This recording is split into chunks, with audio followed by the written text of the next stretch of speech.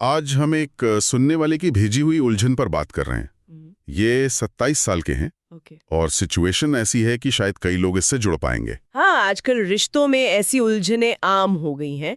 बताइए क्या है मामला? तो हुआ यूं है कि इनका अपनी एक्स गर्लफ्रेंड जो 26 की हैं, ओके उनके साथ करीब 2 साल का रिलेशनशिप था ओके। जो खत्म हो गया।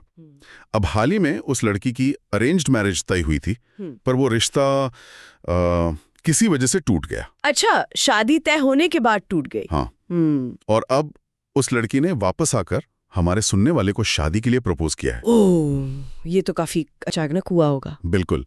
और सुनने वाले खुद अभी अपने करियर में, वो एक बायोटेक एमएनसी में काम करते हैं, ओके। तो करियर और स्टेबिलिटी को लेकर उतने सेटल्ड महसूस नहीं कर रहे हैं। तो इस अचानक आए प्रपोजल से वो काफी कंफ्यूज्ड है। मतलब सोचिए जरा, एक पुराना रिश्ता, एक टूटी हुई अरेंज्ड मैरिज और फिर सीधा शादी का प्रस्ताव। हाँ, दिल और दिमाग का उलझना तो बिल्कुल लाजमी है ऐसी सिचुएशन में। तो इसमें क्या क्या सोचने वाली बातें हैं, कहाँ से शुरू करें? देखिए, सबसे पहले तो लड़की के पर्सपेक्टिव को, उसके इरादों को समझने की कोशिश करनी चाहिए। हाँ, मतलब वो क्यों वापस आई है? एग्जैक्टली क्या ये वाकई प्यार की वापसी है, मतलब एक जेन्युइन सेकंड चांस, या फिर कहीं ये अरेंज्ड मैरिज टूटने के बाद का एक तरह का रीबाउंड तो नहीं, या एक सेफ्टी नेट? या शायद कोई सोशल प्रेशर, फैमिली का दबाव? हो सकता है, कई वजह हो सकती हैं। उनके इस कदम के पीछे की असल वजह क्या है, ये समझना जरूरी है। और ये भी कि क्या वो खुद इमोशनली तैयार है इस रिश्ते के लिए दोबारा। लेकिन ये भी तो हो सकता है ना कि अरेंज मैरिज टूटने के बाद उन्हें एहसास हुआ हो कि वो असल में हमारे सुनने वाले के साथ ही खुश थी। मतलब शायद वो रियलाइजेशन वाला मोमेंट हो। हाँ हाँ, ये बिल्कुल मुमकिन है। और इसीलिए मैं कह रही हूँ कि बिना जजमेंट के समझना जरूरी है, खुलकर बात करना जरूरी है। ने वाले उनकी अपनी चिंताएं हैं। बिल्कुल, जैसे आपने बताया, करियर की अनसर्टेनिटी, फाइनेंशियल स्टेबिलिटी का सवाल। हाँ, तो उनका कंफ्यूज्ड होना भी तो नेचुरल है। सवाल ये उठता है कि क्या वो खुद इस बड़ी कमिटमेंट के लिए, इस जिम्मेदारी के लिए, क्या वो तैयार महसूस करते हैं अभी?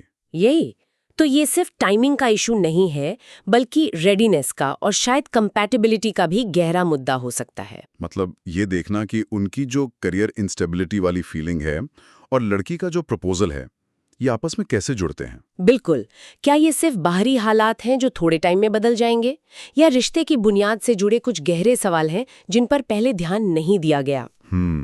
ऐसे में ना, थोड़ा ठंडे दिमाग से, विवेक से काम लेना बहुत जरूरी हो जाता है।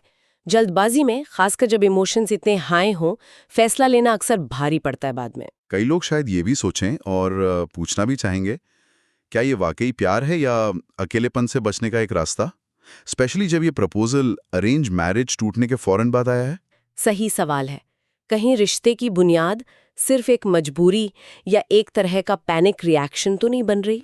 और हाँ, वो जो पुराना रिलेशनशिप था 2 साल का, उसका कॉन्टेक्स्ट भी तो इम्पोर्टेंट है। बहुत ज्यादा इम्पोर्टेंट है। वो रिश्ता आखिर खत्म क्यों हुआ था?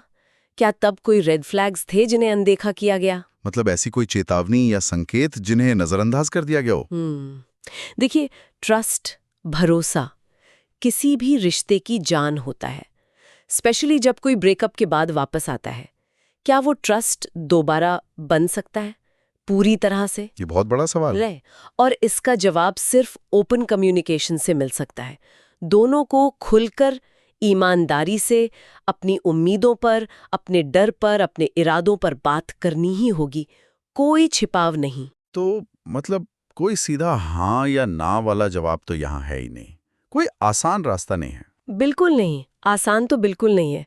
सुनने वाले को सबसे पहले तो खुद के साथ बैठना होगा, ईमानदारी से अपने आप से पूछना होगा। हाँ, अपनी फीलिंग्स को समझना होगा, अपनी रेडीनेस को परखना होगा। सिर्फ शादी के लिए नहीं, बल्कि इस स्पेसिफिक इंसान के साथ रिलेशनशिप फिर से शुरू करने के लिए वो तैयार है या नहीं। और लड़की की मोटिवेशंस को भी समझना होगा। हाँ, शायद उनसे सीधी खुली बातचीत करके भविष्य में बाउंड्रीज क्या होंगी, एक्सपेक्टेशंस क्या रहेंगी, इन सब पर भी सोचना होगा पहले से ही। सही कहा आपने। ये सिचुएशन वाकई हमें सोचने पर मजबूर करती है कि आजकल रिलेशनशिप्स कितने पेचीदा हो सकते हैं, जहां अतीत और भविष्य यूं अचानक टकरा जाते हैं। पर सवाल ये उठता है, और शायद ये हमारे सुनने वालों के लिए भी सोचने वाली बात है, कि किसी भी रिश्ते के लिए, खासकर शादी जैसी बड़ी कमिटमेंट के लिए तैयार होने का असली मतलब क्या होता है? बहुत गहरा सवाल है। क्या ये सिर्फ करियर स्टेबिलिटी और फाइनेंशियल सिक्योरिटी है, या फिर इमोशनल रेडीनेस, आपसी समझ और वो दोबारा बनाया गया ट्रस्ट ज्यादा मायने रखता है? बिल्कुल, इस पर सोचना जरूरी है। हर किसी के लिए इसका जवाब शायद अलग हो।